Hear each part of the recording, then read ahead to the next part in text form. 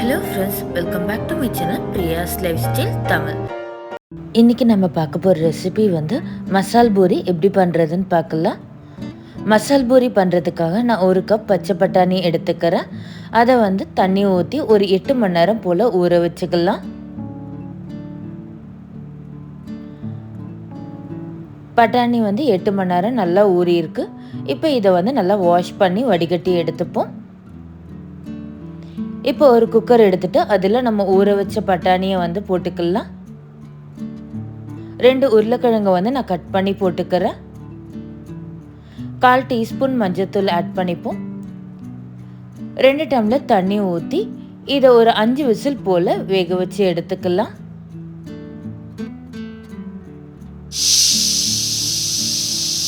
இப்போ stove off பண்ணிடுவோம். Pressure போனதுக்கப்புறமா குக்கரை நம்ம ஓப்பன் பண்ணி பார்க்கலாம். உருளைக்கிழங்கும் பட்டாணியும் நல்லா வெந்திருக்கு. இப்போ பேலன்ஸ் உள்ள எக்ஸஸ் வாட்டர் எல்லாத்தையும் நம்ம ஒரு எண்ணத்தில் எடுத்து வச்சுட்டு இதை நல்லா மசிச்சுப்போம். இது போல் மசிச்சு எடுத்துக்கலாம். இப்போ பட்டாணி மசாலா ரெடி பண்ணுறதுக்கு பெரிய தக்காளியை ரஃபாக கட் பண்ணி எடுத்துக்கலாம். ஒரு பெரிய வெங்காயத்தையும் நான் ரஃபாக கட் பண்ணி எடுத்துக்கிறேன்.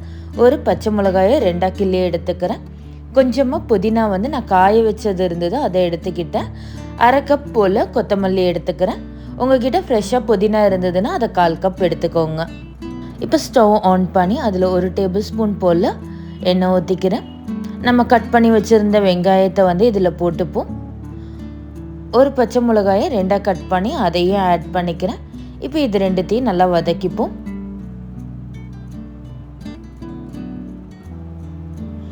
இது போல் வெங்காயம் வதங்கினதுக்கு அப்புறமா ஒரு தக்காளியை போட்டு அதையும் நல்லா வதக்கிக்கிறேன். இது போல் நல்லா வதக்கினதுக்கு அப்புறமா ஸ்டவ் ஆஃப் பண்ணிடலாம். ஒரு மிக்ஸி ஜார் எடுத்துட்டு அதில் புதினாவை போட்டுக்கிறேன். 1/2 கப் போல் கொத்தமல்லி ஆட் பண்ணிக்கிறேன். இப்போ நம்ம வதக்கி வச்சிருந்த தக்காளி, வெங்காயம், பச்சை மிளகாய் எல்லாத்தையும் ஆட் பண்ணிப்போம். இப்போ இதில் கொஞ்சமாக தண்ணி ஊற்றி இதை நல்லா நைஸாக அரைச்சி எடுத்துக்கலாம். இது போல் அரைச்சி எடுத்துப்போம். இப்போ ஸ்டவ் ஆன் பண்ணி அதில் ஒரு கடாயை எடுத்துக்கிறேன். 2 டேபிள் ஸ்பூன் போல் எண்ணெய் எடுத்துப்போம். எண்ணெய் நல்லா காஞ்சதுக்கப்புறமா 1 டீஸ்பூன் மிளகாத்தூள் போட்டு அதை நல்லா வறுத்துக்கிறேன். இப்போ இதில் நம்ம அரைச்சி வச்சுருந்த விழுதை போட்டுப்போம். கொஞ்சமாக தண்ணி ஊற்றி இதை நல்லா மிக்ஸ் பண்ணிக்கலாம்.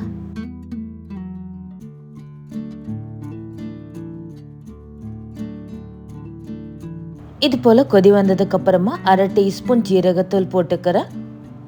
போட்டு நல்லா மிக்ஸ் பண்ணிக்கலாம். 1/2 டீஸ்பூன் சாட் மசாலா போட்டுக்கலாம். இப்போ நம்ம ஃபஸ்ட்டு வேக வைக்கும் போது எடுத்து வச்சுருந்தோம்ல தண்ணி, அதையும் ஊற்றி இதை நல்லா மிக்ஸ் பண்ணிப்போம். இப்போ இது நல்லா கொதி வந்ததுக்கப்புறமா நம்ம மசிச்சு வச்சுருந்த பட்டாணியும் உருளைக்கிழங்கையும் போட்டு இதை நல்லா மிக்ஸ் பண்ணிக்கலாம்.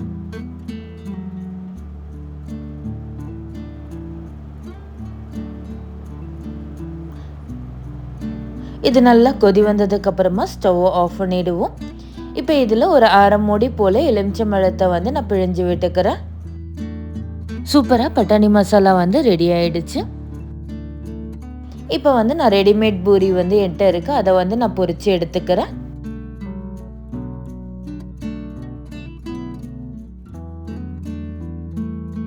இது போல் தேவையான அளவு பூரியை நம்ம பொரித்து எடுத்துக்கலாம்.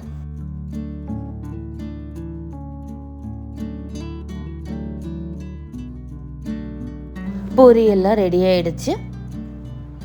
இப்போ நம்ம மசால் பூரி ரெடி பண்ணலாம். அதுக்கு நான் பொரி எடுத்துருக்கேன். ஒரு வெங்காயத்தை நல்லா பொடியாக கட் பண்ணி எடுத்துக்கிறேன். ஒரு தக்காளியை பொடியாக கட் பண்ணி எடுத்துக்கலாம். கொஞ்சமாக கொத்தமல்லி, ஒரு கேரட்டை துருவி எடுத்துக்கிறேன். கொஞ்சமாக மாங்காயும் துருவி எடுத்துக்கிறேன். தக்காளி உங்களுக்கு வேணும்னா நீங்கள் ஸ்கிப் பண்ணிக்கலாம். இப்போ நம்ம ரெடி பண்ணி வச்சுருந்த எல்லாத்தையும் நம்ம எடுத்துப்போம். இப்போ மசால் பூரி பண்ணுறதுக்கு ஒரு பிளேட் எடுத்து அதில் 8 பூரி போல் உடச்சி எடுத்துக்கலாம்.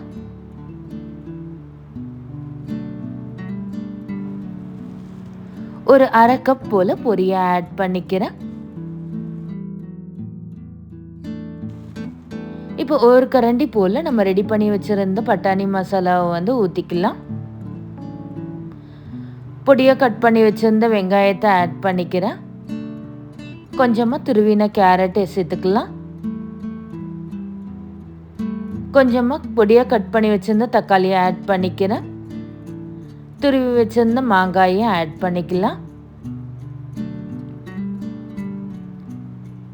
கொஞ்சமாக கொத்தமல்லியை ஆட் பண்ணிப்போம். தேவைப்பட்ட இன்னும் கொஞ்சம் கூட நீங்கள் மசாலாவை ஆட் பண்ணிக்கலாம். இப்போ இதை நல்லா மிக்ஸ் பண்ணி சாப்பிடலாம்.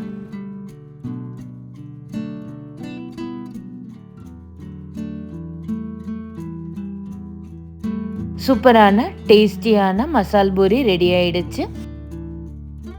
இப்போ நம்ம பொரிச்சு வச்சிருந்த பூரி இருக்குல்ல, அதை உடைச்சிட்டு நம்ம ரெடி பண்ணி வச்சுருந்தோம்ல பட்டாணி மசாலா, அதை இதில் ஊற்றி சாப்பிட்டோக்கா ரொம்ப டேஸ்ட்டாக இருக்கும்.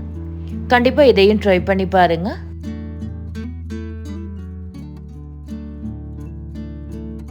கண்டிப்பாக இந்த ரெசிபியை ட்ரை பண்ணி பார்த்துட்டு எப்படி இருந்ததுன்னு கீழே கமெண்ட் செக்ஷனில் கமெண்ட் பண்ணுங்கள். உங்களுக்கு இந்த வீடியோ பிடிச்சிருந்ததுன்னா மறக்காமல் லைக் பண்ணுங்கள்.